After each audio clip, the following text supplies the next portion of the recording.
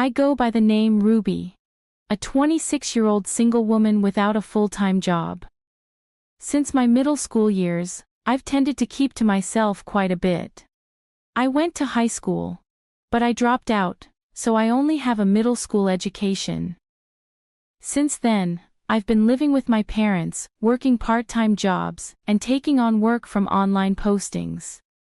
I have an older brother named James, who's 3 years older than me, and he's the complete opposite of me. Good at sports, lots of friends, and the so-called outgoing type. My brother didn't want people to know he had a sister like me. He never brought friends home, and even if I happened to run into him and his friends at the convenience store, he'd ignore me. I thought it couldn't be helped and considered it like someone else's problem. Once my brother started college and moved out to live on his own, I stopped worrying about such things. Then there was talk of my brother getting married. He would be turning 29. It wasn't surprising. Later, it was decided that my brother would bring his fiancée to our parents' house. Since I was home that day, I decided to join them. "Dad, Mom, I'm home," I announced as my brother arrived on time. When he saw me sitting with our parents, he looked confused for a moment. "Sorry to intrude." His fiancée entered the house, seemingly unaware of my brother's attitude. Then looking at me, she said, "Hi," and looked puzzled. I could tell from her eyes that she was asking my brother, "Who is this?" He probably hadn't told her about me. "Thank you for coming all this way. I'm James's mother, this is his father." My mother introduced only herself and my father. The fiancé seemed satisfied and bowed politely but still looked puzzled. My father didn't follow up on my behalf. My parents have always been harsh with me, who couldn't live up to my accomplished brother. When we were young, they'd say things like, "Your brother can do it, why can't you?" As if it was part of our education. But it changed as we grew older. Eventually, I was even called a money-sucking leech. It seemed that my parents were planning to ignore me at this meeting too. "I'll go and get some more drinks." As my mother stood up to leave, she whispered in my ear, "Why are you here? Go back to your room." I had attended this meeting because I wanted to get along with my family in my own way, but it seemed to have backfired. Still, I couldn't just leave, so I stayed put. My brother's fiancée introduced herself as Emma. She was the same age as me, 26, but a beautiful woman with a refined atmosphere, giving off a vibe that I shouldn't casually talk to her. My brother seemed a bit annoyed. He probably didn't like me being there. He introduced the woman to our father and mother, but he didn't talk to me at all. It felt like a ghost. When the conversation about the marriage was over, casual chatter naturally started, but my brother still acted like I didn't exist. Then James asked, What do you usually do, Ruby?" Before I could answer, my brother interrupted.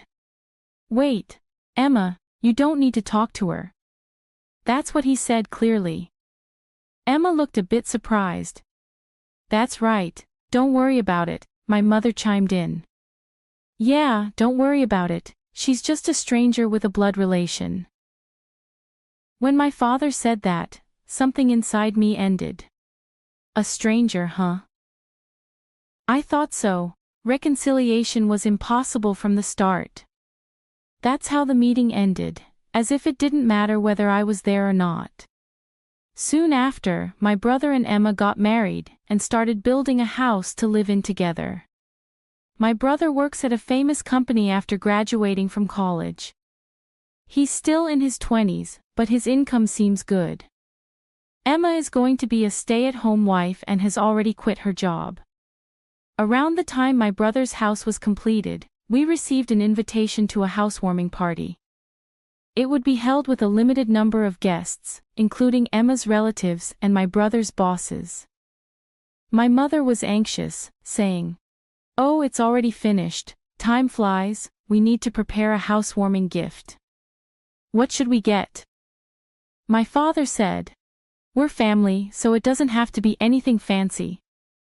And he casually turned over the invitation. Only my father and mother's names were on the invitation. My name wasn't there.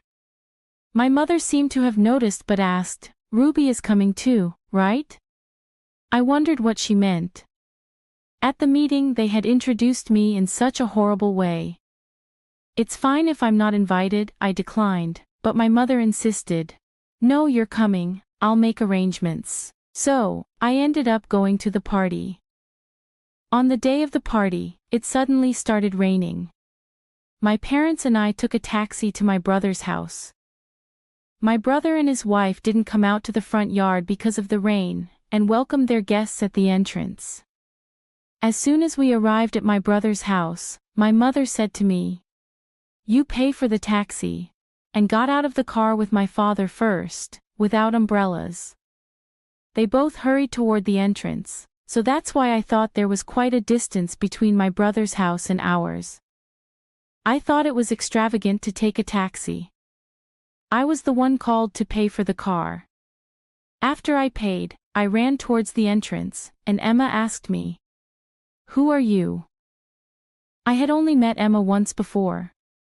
Maybe she forgot me, I thought so, and introduced myself. "I'm Ruby, James's sister," but she said with a smile. "Ah, the high school dropout, neat. We didn't invite the parasite living off a parent." Emma said this casually with a smile. My brother, who had just returned from showing someone in, came out too. He said to me with disdain, "Huh, why are you here?" "Hey James, I told you not to invite her, why is she here?" "Well, I don't know either, my brother didn't want to invite me after all," and Emma changed her attitude once she knew about me. "Actually, she's worse than my brother and parents. Would it have been better if I didn't come?" I asked my brother cautiously. "Yeah, you're a stranger because of your low education. Actually, not finishing high school doesn't even count as an education, right? Could you please leave the property quickly?" Emma followed up on what my brother said. Like she was siding with him. Her expression remained calm the whole time, which was truly terrifying. Understood, I turned on my heel. The taxi from earlier was gone, and since we weren't on a main street, it seemed difficult to find another one. I didn't have an umbrella. I trudged along, getting drenched in the rain. I could hear Emma's laughter from behind. After a while, I returned home. My parents came back, looking like they had a good time. They saw my face and asked, "Why did you leave suddenly? Couldn't even call a taxi for the way back? You're so useless," my mother complained, as if it were a matter of course. "Sorry, I suddenly had a stomach ache," I lied to cover it up. "For such a reason, you left on your own. You're hopeless. Make sure to give the gift later, you're an adult," my father told me. Speaking of which, I had prepared something to give at the party, but I brought it back without giving it. I wanted to send it by mail, but I didn't know the address. I could ask my parents, but the atmosphere was awkward. So I decided to contact my brother. "I want to send a gift. Can you tell me the address?" This was the only reply from my brother. "I don't give my address to strangers, right?" I let out a sigh. Is it really fun to start dominance over me in private? Not just embarrassing to introduce to others, I couldn't help but be amazed. It might not be just my brother who's sending these messages. Maybe Emma is also typing and laughing out loud. Either way, it's ridiculous. I gave up on sending a congratulatory gift with the meaning of my brother and his wife in their housewarming party. I decided to leave home. I realized I couldn't get along with my family anymore and decided to live on my own. I didn't have a full-time job, but I had some savings from my part-time work. I was able to rent a room for living alone. Since it wasn't much to live on, I decided to try streaming videos in my spare time. I was already interested in watching streams as a hobby and was good at finding trends among popular streamers and ways to increase views. When I started doing it myself, I made tens of thousands a month. The amount grew, covering my living expenses. I decided to invest the money I wasn't using. The investments went well, and I decided to try running a small company importing and selling goods. I was busy in a good way and fulfilled every day. I didn't have a family that would complain about me using the computer all the time. A few months later, I received a call from my parents who hadn't contacted me since I left home. "We want you to help James financially," they said. "Why?" I asked, genuinely curious. I wondered what could have happened to the person who just built a new house. My parents slowly began to explain the situation. My brother apparently held frequent parties after building his new house, interacting with various people such as bosses, executives, clients, and Emma's acquaintances. Among them, someone proposed an investment opportunity, and my brother ended up trusting the proposal. He wasted a large sum of money, lured by the promise of making big returns in just a few months. I was amazed. My brother had a decent job, so if he had just kept working hard, he wouldn't have made such a mistake. "Who is the person who recommended the investment? Isn't it a scam?" I asked. "No, it's not. It's one of Emma's acquaintances." My parents seemed to completely trust Emma. "How much do you need?" She was shocked when I asked. It was an amount that a company employee couldn't easily pay. "Is that really the amount my brother needs as a loan?" I asked my parents hesitantly, and as expected, they gave me the answer I feared. We were also introduced to the same investment. My parents hesitated before responding. "I can't come up with that much money so easily." "Sorry." I tried to hang up the phone, but they clung on, saying, "We're your real family. Help us out in times like these." Real family. Too little, too late. "Sorry, but I'm busy and I'm a stranger to you, right?" With that, I hung up the phone. Later on, somehow they found out, and my parents' and brother's families showed up. The location was the office of the company I run. I was in a business meeting at the time. My secretary informed me, "There are guests here for you, President." "I don't have any other appointments." "Who are they?" I shuddered. I apologized to the business partner I was meeting with and excused myself for a moment. When I went to the reception area, there stood my pregnant sister-in-law, Emma, my brother and my parents. "You're running a company, huh?" "Well, it's much smaller than where I work." My brother smirked and looked around the office. "Who are you?" I asked, pretending I didn't know them. "What's with the attitude?" my brother shouted, losing his temper. My mother intervened and explained. "We talked about this before, but we need your support. You're running a company, so you can help us out, right?" My mother shamelessly asked for money as if it was the most natural thing in the world. "Yeah, it's an important time for our family. Emma is about to give birth, the child's growth isn't good, so we need to see a good doctor." "Please, Ruby," my father and Emma chimed in, acting as if it was my duty to pay off everyone's debts. Employees occasionally walked by the reception area, glancing over with concern. Wanting to get rid of them as quickly as possible, I said, "Please leave. You're causing a disturbance." My brother exploded with anger again. "What? We're a disturbance? We came all the way here, and that's how you talk to your family," he yelled. The employees passing by stopped in their tracks, facing them. My brother started to make a scene. "Do you all know this girl dropped out of middle school? She was a shut-in, no NEET." He seemed intent on humiliating me. If I didn't give him the money, however, the employees responded with words my brother didn't expect. "We know everyone knows the president's background, me too. The president hires many people from similar situations. Is there a problem?" My brother, who usually socializes only with highly educated and high-income people, seemed caught off guard and stammered, Uh. Instead, my father said, "What a pathetic company, just a gathering of needs."